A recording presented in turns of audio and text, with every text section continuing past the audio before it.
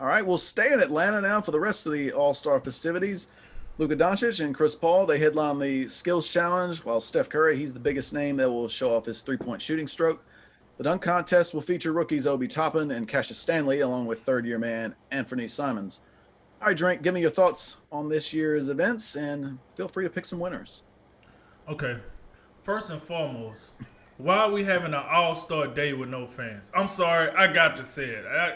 I know, what Adam Silver said, and I know COVID-19. I know. I just don't understand. And for whatever listener or whatever watcher, if you watching this and you can give me an explanation, come holler at your boy, DM me, do whatever. Let's talk about it. I need to know. Why move this game from Indianapolis to Atlanta if you wasn't ever going to have fans involved? I thought the whole point of being in Georgia was to get more fan involvement. Now, I know about the HBCU thing, but you're putting the names on the court. You could have did that in Indianapolis. To put to celebrate them on the court, you could have did that in any state. I don't understand why it had to be Georgia. My thought process was, okay, it's going to be in Georgia.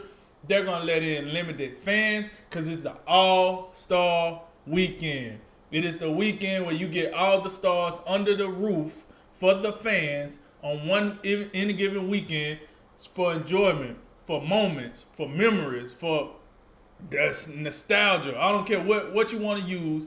That's what I assumed this was going to be for.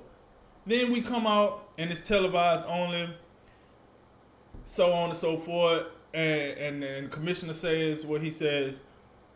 That's crazy to me. Somebody got to explain to me why we're doing it this way. That's that part. Now, the dunk contest, listen, that need to be UA. X'd out, throw it in the trash, recycle bin. Somebody explain this to me, Jay. What are we gonna? First of all, what college did Obi Toppin go to? Cause this is first year in the league, so I'm not even gonna ask you what he done in the league. Yeah. What college did he go to? I'm pretty sure he went to Dayton, the old Dayton Flyers. Okay, what about Cassius Stanley? He's a dookie. And Simons didn't go to college. He came straight out of high school. Did he really? Mm-hmm. He came out of he went to the G League. Out of high school, went to the G League, then to the NBA. That's not it. Are you kidding me? Yeah. Are you?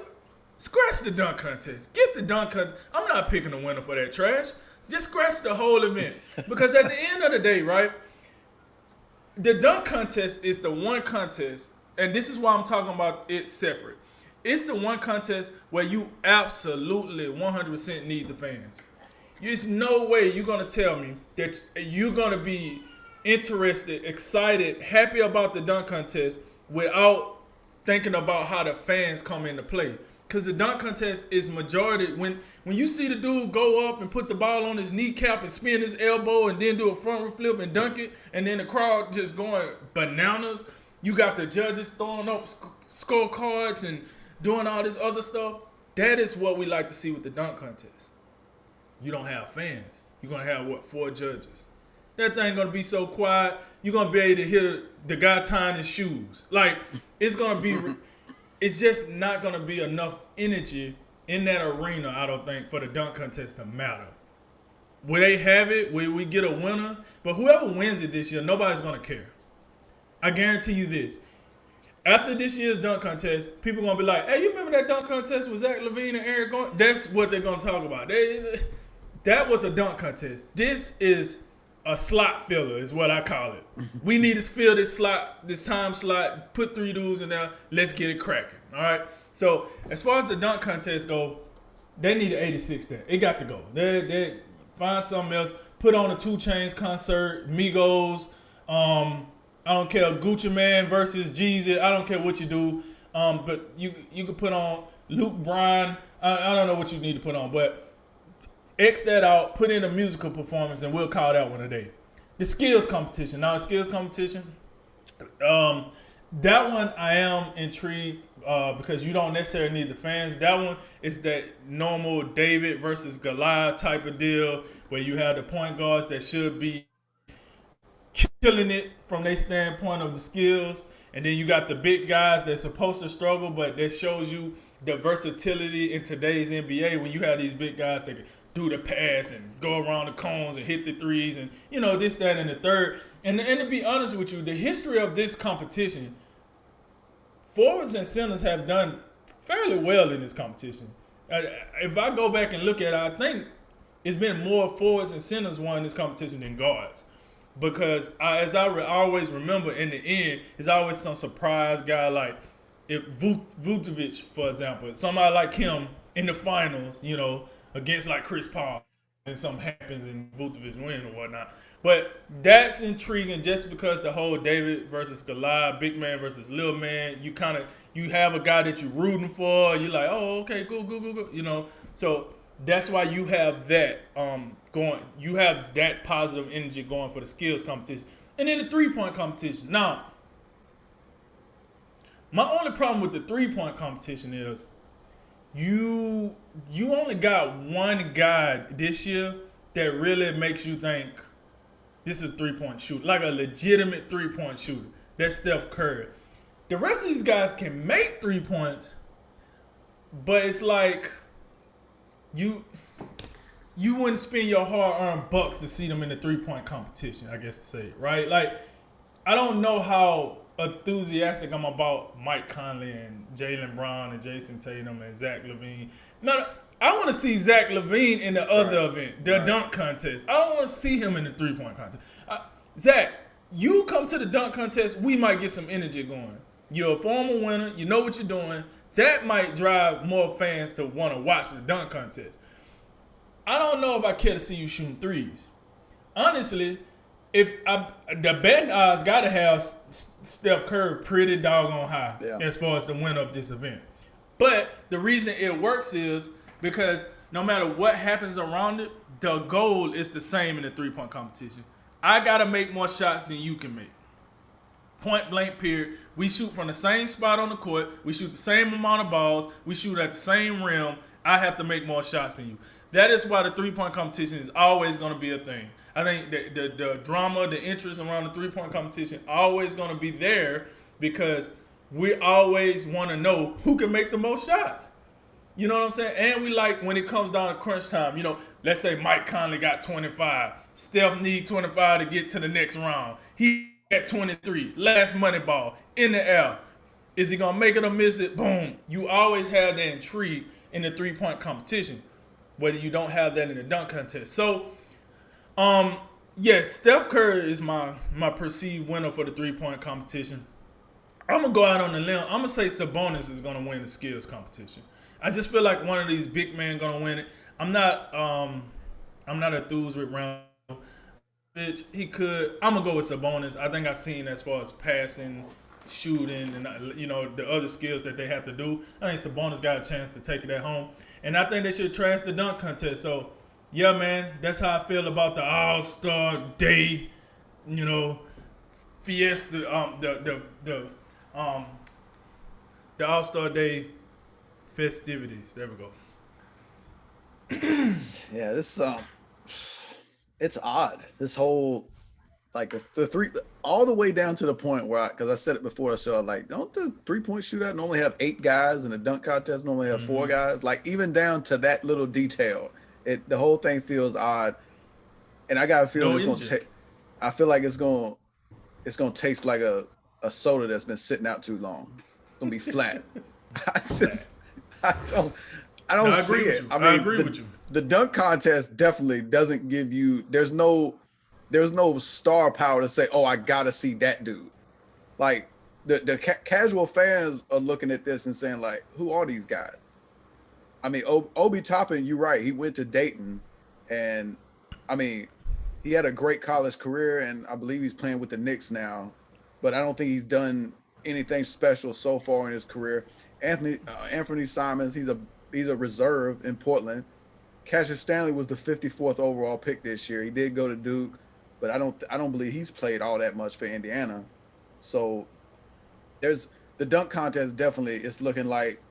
I mean, why should I tune in? Plus the angle you say about the fans is correct. With no fans being in the building, it's going to be really odd. Like a guy's going to fly through the air. He's going to do something incredible, and then there's going to be no reaction. They're going to be like 5 dudes on the sideline clapping. Like, that was good. It's good. It's gonna feel so weird. Even and it all and we've already seen it. It already feels weird because we've been playing without fans for so long. So there's no reaction. You can just hear, the guys on the sideline. The three guys in the sideline who are inactive, who are the designated hype guys, jumping up and down with towels in their hands. So it's it's gonna be really weird. And there's no like I'm already, I don't much care for the All Star game, the Pro Bowl, any of that stuff. I have a hard time getting up for it because it's not real. It's not a real game. It's an It's nothing exhibition. on the line usually. Yeah, Yeah. there's not. Yeah, there's no. Yeah, and I mean the dunk contest. It used to didn't be like this, but it's gotten progressively worse over the years. And this might be the bottom point because not only do you don't have the full slate of participants, now the names are just. I This mean, wouldn't even be interested in the G League. Like if this was a I don't. G League dunk Yeah, contest, I think people be like, I mean, we could spend a whole segment, maybe multiple segments, just by reading off a list of guys who should be in this contest before these three guys. And I don't want to be disrespectful to these three because I think even though I doubt I'll watch. I think they'll all perform pretty well. I think Obi Toppin. I think he's gonna bring well, if there was a house with people in it, he'd bring it down. And Cassius Stanley, from my time watching him at Duke, he's a highlight reel. He can fly. I'm not so much about sure about Simons, but I think they'll all perform pretty well. But there's no star power to it. And you're right, the 3-point contest. I mean, Jaylen Brown. You know what? You could throw Jaylen Brown, Zach LaVine, and Donovan Mitchell in the dunk contest, and you'd have a much better product because it gives you if I told you those three guys are participating, it gives you more reason to tune in. I mean, not only right. that, I mean, and we just read I don't know the overall interest in the All Star game and the events. It can't be all that high because they couldn't even book Alex Caruso for the dunk contest. That's another thing about this. It's rare. I don't know if I've ever seen to where an event, outside of the game, was only booked with guys playing in the All Star game. You know what I'm saying? Like all the 3-point shooting guys are in the game. There's no actually designated marksman who you would say like Joe Harris, JJ Redick, guys like that who we think of them purely as 3-point shooters. Because yeah, all these other guys outside of Steph, I mean, I would probably take Conley in the 3-point shooting contest. I think he'll perform pretty well, and maybe the other guys will as well. But yeah, all those other guys, they can make threes. They can all make them at a pretty consistent clip, but you don't think of them as 3-point shooters first. Like Jason Tatum, you think of him as a pure scorer. Zach LaVine, you think of him as the guy in the dunk contest. Right. Donovan Mitchell, you just think of him as a pure scorer. So it. You think about it him in the dunk contest as well, though. right, yeah. Donovan Mitchell, So right? right, yeah. The skills challenge is it's neat to watch because like the whole angle, big guy versus little guy. Um, I'm gonna play it pretty safe in picks. I'm gonna take Chris Paul in the skills challenge. I'll take Steph in the 3-point shootout. I'll take Cassius Stanley in the dunk contest, even though no one cares. No one's gonna care about that. But I think the thing about the fans, because, and I'm not sure about this, but if part of the reason for moving the All Star game and the events to Atlanta from Indy was to have some fans in the building, and they're not doing that, that's a disgrace. And Adam Silver, I think Adam Silver out of Rob Manfred, Roger Goodell, I think Adam Silver has done the best job, out of all of them. But the comments he made about the All Star game being television only, and he's saying, "Hey, don't," and that's fine. If the NBA wants to do that, and they don't want anybody to be in the building because of coronavirus, whatever, that's fine. But you don't get to people to tell people, "Hey, don't travel." If people, I think it's stupid myself. If people want to travel to Atlanta because you can't get in the building, but if people want to travel for whatever reason and just walk the streets, that the All Star guys are walking, and just maybe they can, breathe some of the same air, whatever the idea is, and you just want to go down there and have a good time. I'm all for it. People should be able to do it. Something about freedom of movement.